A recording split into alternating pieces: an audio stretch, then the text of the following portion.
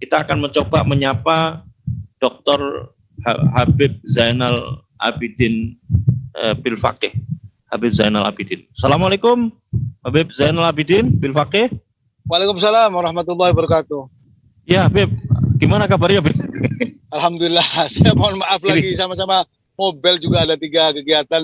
Baik, saya sudah di tempat parkir, barangkali saya bisa berkomunikasi. Terima kasih dan juga salam hangat kepada kawan-kawan semua. Alhamdulillah ya Habib. Ini ada Prof. Daniel M. Rosid, ada Bang Fajar Kurniawan, ada Bang Budi Mulyana sudah bergabung bersama kita. Ya.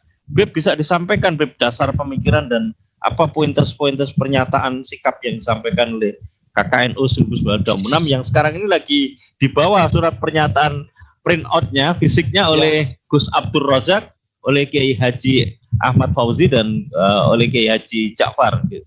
Silakan Beb, disampaikan apa kira-kira dasar pemikiran dan apa yang menjadi pijakan KKNU untuk menyikapi persoalan Palestina yang menjadi perhatian kita bersama dan menjadi PR kita bersama nih Beb. Silakan Beb. Ya. Terima kasih. Assalamualaikum warahmatullahi wabarakatuh. Waalaikumsalam warahmatullahi wabarakatuh. Salam perjuangan, salam kebersamaan, salam solidaritas kepada kawan-kawan semua yang sekarang lagi marak di berbagai kota, peduli, hatinya tersentuh, keislamannya, keimanannya, persaudaraannya tersentuh, dan itu lintas bangsa, saya kira ini menjadi penting. Saya barangkali hanya menyambung, saya pikir juga apa yang diuraikan oleh kawan-kawan barusan sudah cukup mendalam. Dan hal yang terjadi di Palestina hari ini saya kira cukup menarik dan banyak kejutan-kejutan yang di luar perdugaan banyak orang. Pertama, diletupkan di bulan Ramadan, saya kira ini menjadi satu simbol bahwa kebiadaban Israel itu sudah melampaui batas, saya kira begitu. Ini penting, poin penting. Yang kedua adalah Masjid Al-Aqsa yang Al-Quds yang diserang. Kalau sebelum-sebelumnya barangkali pertempuran itu atau perlawanan itu terjadi di luar masjid ya. Tapi hari ini diletakkan dimulai dari masjid. Ini yang harus menjadi poin dan perhatian semua pihak bahwa analisir bahwa ini adalah soal politik, ini adalah soal kepentingan tanah, semua. Saya pikir ini akan termentahkan bahwa hari ini yang diserang Al-Quds, ya, masjid loh ya, yang ditembak itu masjid. Nah, maka taruhannya adalah kepada saudara-saudara kita Muslim sedunia.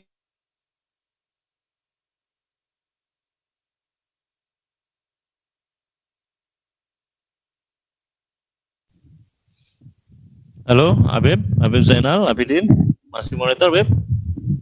Nampaknya beliau ada persoalan sinyal.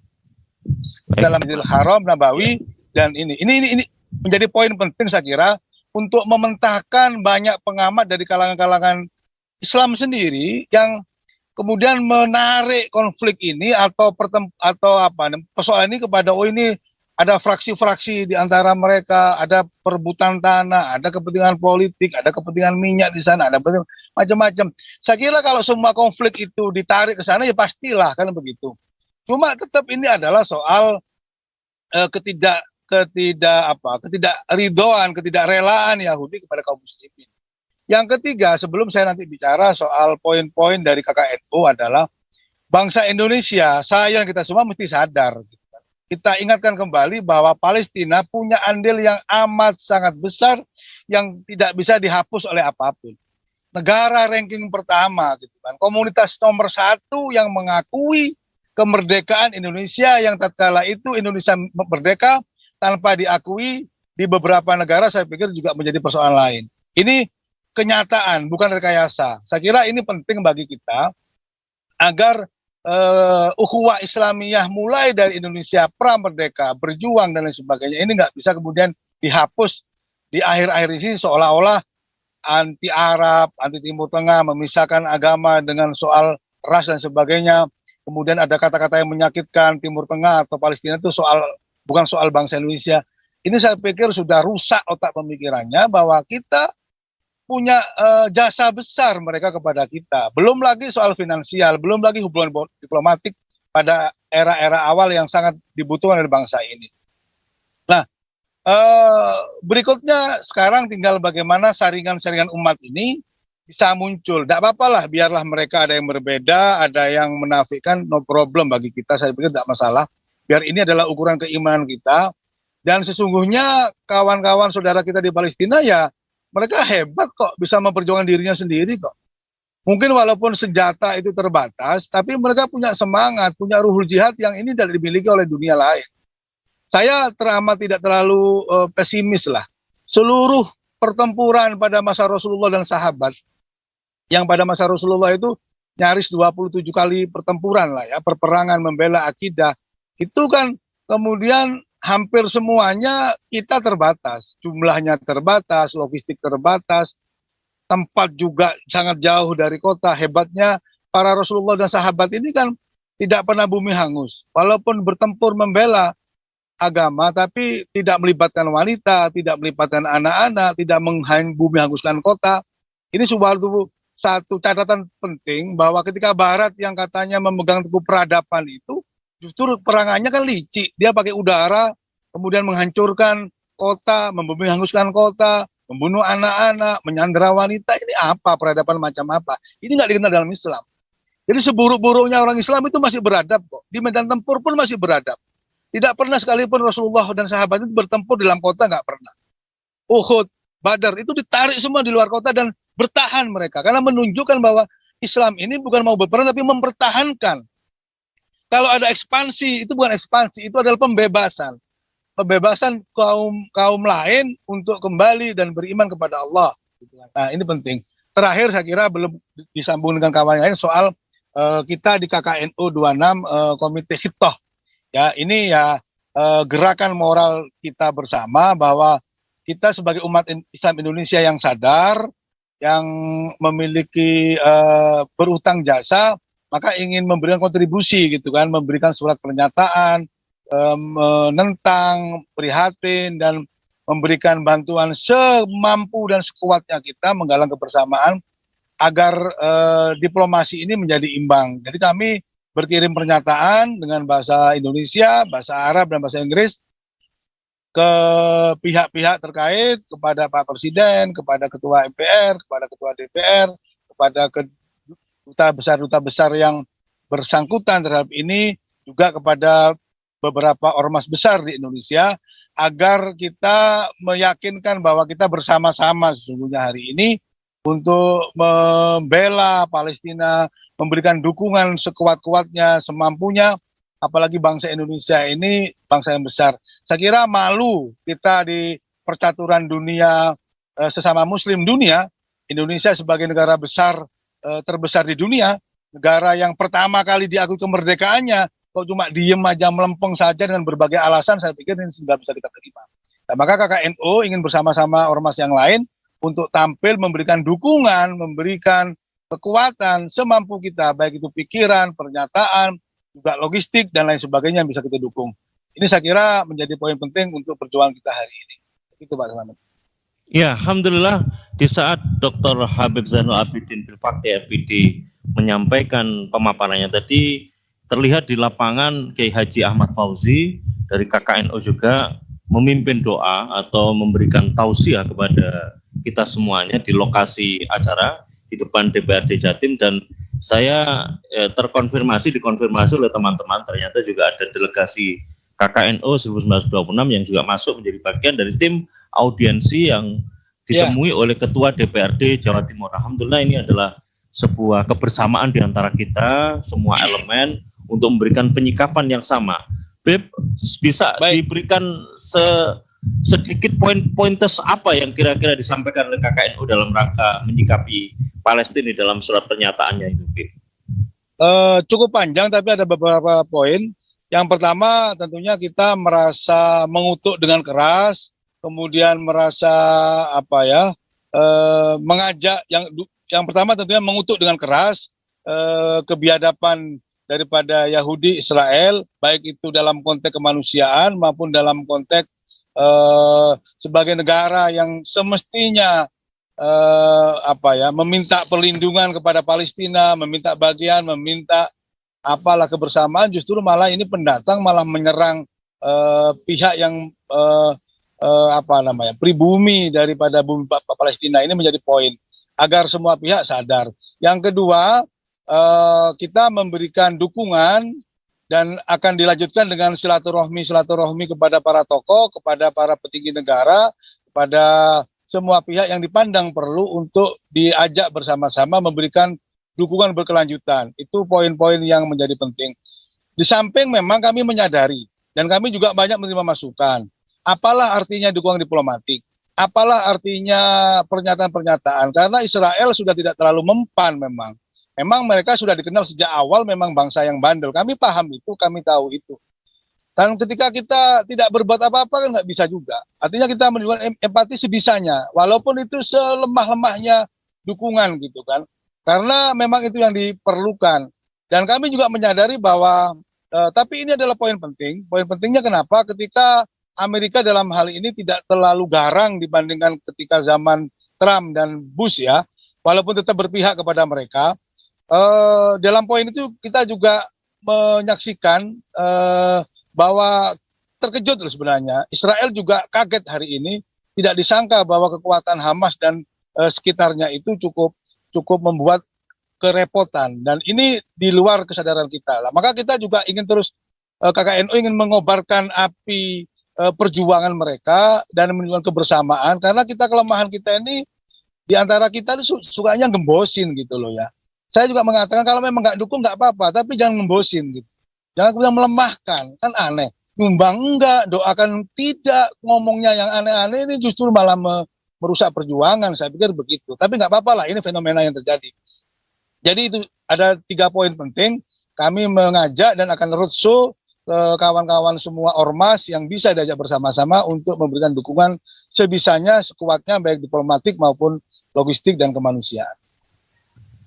Ya, jazakallah khairan Beb atas pencerahannya, atas beberapa poin yang penting sebagai bagian dari substansi pernyataan sikap KKNU. Ya. Saya kira semangat bersama sebagaimana yang beliau sampaikan, ya Habib Zainal Abidin Bilfaqih sampaikan tadi tentang pentingnya untuk membangun sinergi di antara kita, tidak saling melemahkan, sesuai dengan tema yang kita angkat ini, konsolidasi lintas elemen umat untuk Palestina dan Masjidil Aqsa ini menjadi satu pemahaman kita bersama. Syukur ini menjadi sebuah resonansi atau refleksi kekuatan umat Islam yang ada di Indonesia menyikapi apa yang tadi disebut berulang kali oleh Prof.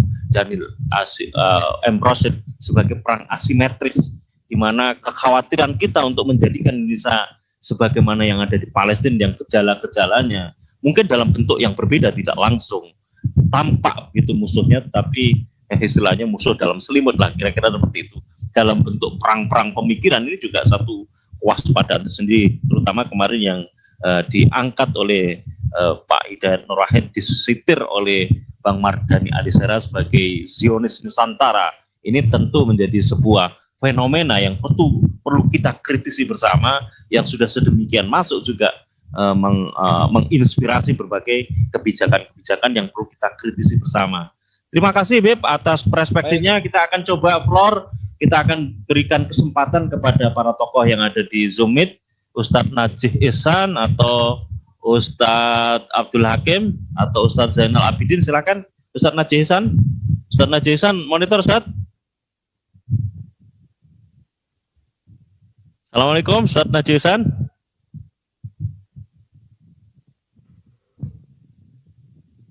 Iya, masih belum monitor beliau karena siang-siang begini ya. Ya, Ustadz Zainal Abidin, silakan. Bisa menambahkan begitu maksudnya? Ya, silakan, Beb. Silakan, Beb. Silakan, Beb. Ada tambahan fenomena yang barangkali menguatkan apa yang dinyatakan oleh kawan-kawan yang lain, untuk mementahkan analisir kawan-kawan sesama kita yang ingin mencoba menjauhkan medan laga ini dari kebersamaan umat Islam. Saya kira kita di tengah kondisi yang serba tidak menentu secara nasional maupun internasional. Saya pikir apa yang terjadi di Palestina hari ini sebetulnya adalah pematik ya, memberikan satu sinyalemen bagaimana tingkat keimanan kita, kebersamaan kita kepada sama Muslim dunia, dan ini ladang bagi kita. Ketika amaliyah-amaliyah yang lain yang tidak bisa kita andalkan, mohon maaf barangkali ibadah mahdoh kita, kemudian kebersamaan, kedermawanan kita barangkali yang tidak cukup maksimal ini, Allah memberikan satu ladang perjuangan bagi kita bersama yang diawali atau yang sekarang terjadi di Palestina. Bagaimana kita bisa memberikan kontribusi yang terbaik lah bagi keislaman dan keimanan kita selama hidup ini, karena banyak kekurangan kita, sehingga kita berpositif thinking. Dan ini kita jazakumullah, terima kasih betul kepada kawan-kawan di Palestina telah memberikan ladang gitu kan, ladang jihad. Jadi jangan dimaknai jihad itu kemudian merugikan banyak pihak, enggak. Kalau saya jazakumullah khair, terima kasih banyak. Karena sholat kita belum tentu bisa menghantar kita ke surga. Amaliyah kita belum tentu, terlalu banyak kemaksiatan dan dosa yang kita lakukan. Maka ladang jihad ini adalah satu hal yang positif bagi kita, dan kita akan melakukan sesuai dengan kemampuan kita. Sehingga inilah pematik gitu loh. Jadi ini adalah satu perangsang bagi kita untuk kita bersama menunjukkan kepada dunia bahwa kekuatan Islam itu di keimanannya, di ruhul jihadnya, bukan di logistiknya, bukan di kemampuan akalnya, bukan di kemampuan persenjataan manusia materialnya, bukan. Inilah yang saya kira ingin kita terjun langsung ke sana. Yang berikutnya barangkali sebelum berbagi kepada kawan yang lain, dunia internasional juga akan dikejutkan dengan, mohon maaf, peran Turki, peran Malaysia yang tidak diduga oleh sebelumnya. Ya kan, ini ada satu fenomena yang bisa kita tangkap, bisa untuk menjadi semangat pemicu perjuangan kita. Ternyata sehebat-hebatnya penjajah, sehebat-hebatnya Barat itu, alhamdulillah muslimin ini lebih cerdik sesungguhnya, lebih hebat gitu kan. Jadi bisa kita kaji seluruh dalam seri-seri pembelaan peperangan dalam Islam yang semuanya itu berkalimat takbir Allahu Akbar karena ingin menyambungkan niat perang itu kepada ridho daripada Allah, yang paling utama dan ingin memastikan andai kan kita mati pun dalam keadaan mati syahid. Ini yang menjadi penting. Ini justru yang ditakuti oleh Yahudi, oleh para sekutunya, termasuk tadi itu, mohon maaf ya, barangkali ada istilah baru Yahudi Nusantara barangkali ya, yang berusaha untuk memisahkan medan laga ini. Dia lupa bahwa ukhuwah Islamiyah itu lintas batas loh ya. Ukhuwah Islamiyah itu tidak terbatas oleh teritori negara. Saya mengingatkan kembali kepada kawan-kawan seperjuangan bahwa negara-negara state ini kan dibentuk oleh koloni kan. Indonesia siapa yang bentuk? Belanda, Malaysia, Malaya, ada Commonwealth, ada Inggris, kemudian Singapura, Raffles. Artinya sebenarnya yang membentuk koloni, masuk Saudi sendiri, sebelumnya Hijaz, kemudian ada Kuwait, ada Iran, ada Jordan, itu kan semua adalah koloni yang membentuk. Maka sebetulnya ukhuwah ini melintasi itu. Jangan kemudian persoalan ditarik kepada lokal. Oh ini gak usah melok-melok, wis ini persoalannya orang Arab, kita Islam Indonesia gak usah ikut-ikut, Islam Malaysia gak usah ikut-ikut, Islam Turki gak usah ikut-ikut. Bodoh betul itu. Analisis yang justru menarik itu kepada hal yang primitif. Justru Islam hadir ke dunia ini untuk lita'arofu, menyatukan, mengenalkan bangsa-bangsa dan menghilangkan sekat-sekat kewilayahan, kesukuhan, ras itu di bawah naungan cahaya ilahi bersama dari risalah Rasulullah SAW bersama para ulama, sehingga bersatunya umat itulah sebetulnya adalah satu kekuatan. Dan ladang ini adalah pematik begitu loh. Palestina adalah pematik, pengingat kita untuk menarik lagi energi kebersamaan ukhuwah di antara seluruh muslim dunia. Saya kira ini adalah hal yang harus kita ambil manfaat besar, energi besar, untuk tidak hanya persoalan Palestina, adalah kebersamaan muslim sedunia. Moga-moga konsolidasi antar ormas ini menyadarkan kita semua untuk kembali ke jalan yang sesungguhnya. Ya, amin ya Rob. Jazakallah khairan Beb atas pencerahannya Beb.